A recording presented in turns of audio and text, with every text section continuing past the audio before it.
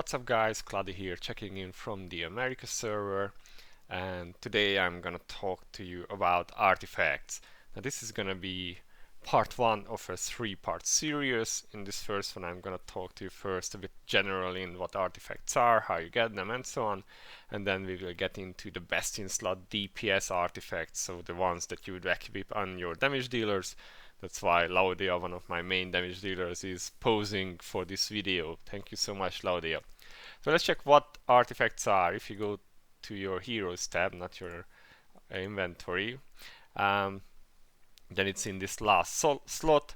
Any hero can equip any artifact, and you can change them between heroes. They do not get locked to a certain one, which is quite nice. And obviously, using the right artifact in the right place will help you a great deal. Now, how do you get these? Well, of course, there is the shop. As always, you can get them in both the pools, the single and the 10+1 pools, and you can also get them from the 5000 ruby ones, and in this case you can also get event artifacts. So there are some specific artifacts which are only available during events. Usually you get one from the event itself, and then one from and then you can get some more from boxes which you can buy for money during the event itself. Until now there was actually no way to get these after the event, but now these 5k pools can actually give you some of those event artifacts as well, which is pretty nice. Now where else can you get them? You can also get them in the Tower of Challenge. As you climb up you will get these fragments, the artifact pieces, and when you have 1000 of them you can just come and restore them, and you get a random artifact. You will not know what you get, and sadly Vespa doesn't allow us to grind them, which is a shame. Now there is one type of artifact which you can get for these fragments, the Vel'Ko'zar artifact pieces. You get these from Guild Conquest. Usually the most you get from the boxes at the end of the season. So quite obviously these are pretty rare and they're quite hard to level up or rank up. But that's one source. There is actually only like 3 of them from Vel'Ko'zar, so not that many. And then you can also come to Orville Castle and get some from Loman in the shop. Now these you can get for crystallized power, which you can get from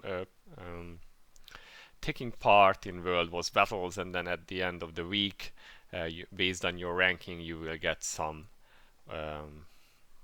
coins, these crystallized power points or whatever you want to call them, and then you can use that to shop here. So that's basically this the main sources of getting artifacts. And now let's get to it. Let's see what the best in slots items are for DPS. Now, Book of the Mad, this is by far and large the most used DPS artifact nowadays, because the flat damage it adds to enemies at 2 stars 21%, it can go up to 35%, which is pretty sick. That's a huge, massive message, oh my god. So it's a massive damage bonus, even at 2 star, but the higher you go, the better it gets. Now it has one drawback: it drains your mana every second. For me, you can see it's 140. At 5 star, that's 250. So for a character that's more mana hungry, or in content where you need mana fast, or where you need to top off your mana, like the current challenge raid, this is not really that good to use. Also, you might need to run a mana battery next to the character you are playing. Otherwise, you might have a bad time, not have enough mana to use your skills. So it does have a drawback, but pure damage-wise, this is the best one.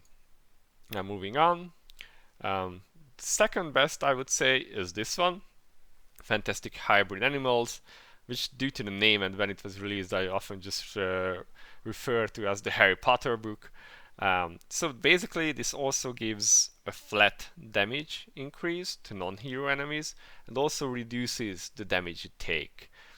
So This one scales a bit worse than the Book of the Mad. It only goes up to 30% at 5-star. On the other hand, it does not have any drawbacks. So except that it only works for non-hero enemies. But yeah, you can't use it in PvP, whatever. And against some bosses which are heroes, but whatever, you know. And yeah, this scales a bit worse. It only goes up to 30%, and it has another limitation. It only lasts for 200 seconds. Now, initially, this was for Xanadus, the world boss, who was actually only 3 minutes long, so 180 seconds. So this artifact would last the whole fight. Then it was extended by 30 seconds. So now this runs out 10 seconds before the end of the fight. I personally like running my Seria there, so this is one of the best artifacts to use there because she doesn't get a second tank to take the hits. So yeah, if you can get one of these books, they will be really good. If you do not have these, because artifact selectors are pretty rare, sometimes you can get them in events, but they are actually rare, so it's hard to get good artifacts. It's a very random thing. If you cannot get those, then Blessing of Earth is one of the options you can go for. This one you can buy from Loman at the shop for the World Boss points. At 5-star it gives you 100% attack boost, but it only works when there is only one enemy. So it has this one downside, and it's not a flat attack damage boost like the other ones. This is only applying attack, so it's less significant. Plus it only works as when there is one enemy. And it has one other drawback, which is not exactly with its mechanics, but more that it costs the same point that you can use for one of the Bastion slot support artifacts, which is probably more worth it nowadays. So since you only get a limited amount of points, you kind of have to choose which one you are buying. That other item is better. I will talk about that one in the support artifact video. So I would only get this if you do not have any luck with the books, or you can just get a 0-star or a 1-star of this, so you have something to equip on your heroes and then move on to that other support artifact. But yeah, these are the top 3. What else can we bring? Infernal Greatsword. Now this is one of the Valkazar artifacts which you can craft with those shards you get from Guild Conquest. This decreases your own heal rate by 30%, which is so-so. Usually DPS heroes are either one-shotted or they can keep themselves alive with lifesteal. So this is not too bad. You get 360 penetration at 1-star and the same amount of crit damage. And if I remember well, this goes up to 750 penetration and 75% crit damage. So that's pretty dope at max rank. That's a lot of penetration. It means that you are ignoring almost as much armor as you can. You only need like 2 more lines of penetration or so, and then you are capped, which is pretty neat. And it's also a lot of crit damage. So this one, pretty good. But again, Valkazar pieces are really rare, and there is also another support artifact from those fragments. Again, a bit hard to get, not really a priority. I would go for the support one, because all in all, if you can get the books and the right support artifacts, then you will be doing a lot more damage. Moving on, let's see, I have one on Chase, Trident of the Deep. Again, one of the artifacts you can buy from Loman at the shop at the castle for the world boss points. This one can be used in any environment, and you need to deal damage 100 times. So AoE battles are really good for this. At 0-star it gives 30% attack and 200 crit chance. And it cannot be dispelled, which is pretty nice. Again, AoE fights, this can be good, but the same problem as the other, the Blessing of Earth artifact had, that you need to use the points which you would be getting, which you would be using for the support artifact, the Abyssal Crown. So again, not a priority. You can get maybe one of these. I've never started mine up. As you can see, I had a 5-star Blessing of Earth, but never started this one up. Maybe at some point I'll try and do that. I honestly do not use this often. It's like a secondary artifact that's just lying around. But if you like it, if you do a lot of AoE battles or want to use this one is also an option in some cases.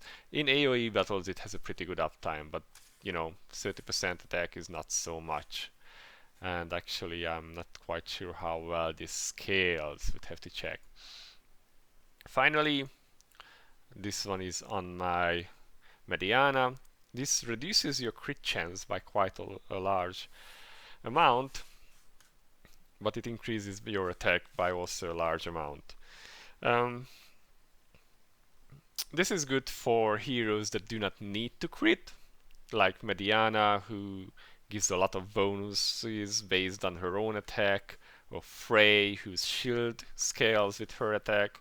So those can be pretty good places, and you can also put this on a DPS who always crits. For instance, Ophelia or Seria can use these. Again, if you do not have a better artifact, then this one is an option as well. So these would be the 5 top artifacts that I recommend using. There are some other that increase your DPS. Let's just quickly check. Like for instance, I should have it somewhere here at the bottom.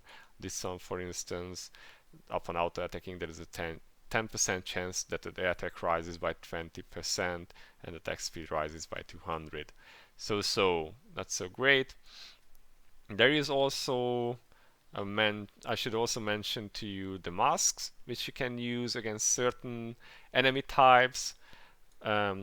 These give attack and damage reduction against you. So when you are fighting, for instance, Dark Elves, and you put this on your DPS, he will or she will have 83% more attack and will take 41% less damage. So this one is also pretty good when you are fighting those types of enemies. And if you are fighting heroes enemies like say Lysikiel, then this is one you can use. Again, this one has a drawback: you will take more damage too, so he might end up one-shotting you. Basically, this is it. These are the top of the top artifacts you can have for a damage dealer. Again, using the right one in the right fight will make your life a lot more easier. I personally really like the hybrid animals one. I wish I can upgrade it some more because it's a bit more versatile, doesn't drain your mana. That is in a lot of battles and fights not so useful, especially where you need to get mana really fast. So it's situational. For bosses you can use it where you have a mana battery, but often it's not that useful. So this was the top DPS artifacts. I hope it was helpful. If you have any questions or comments, feel free to leave them in the comments below, and I'll see you in the next video, which will be about tanking artifacts that you put on your knights and warriors in certain cases. Until then, I've been Cloud, thank you for watching, and I'll see you in the next video. Bye bye.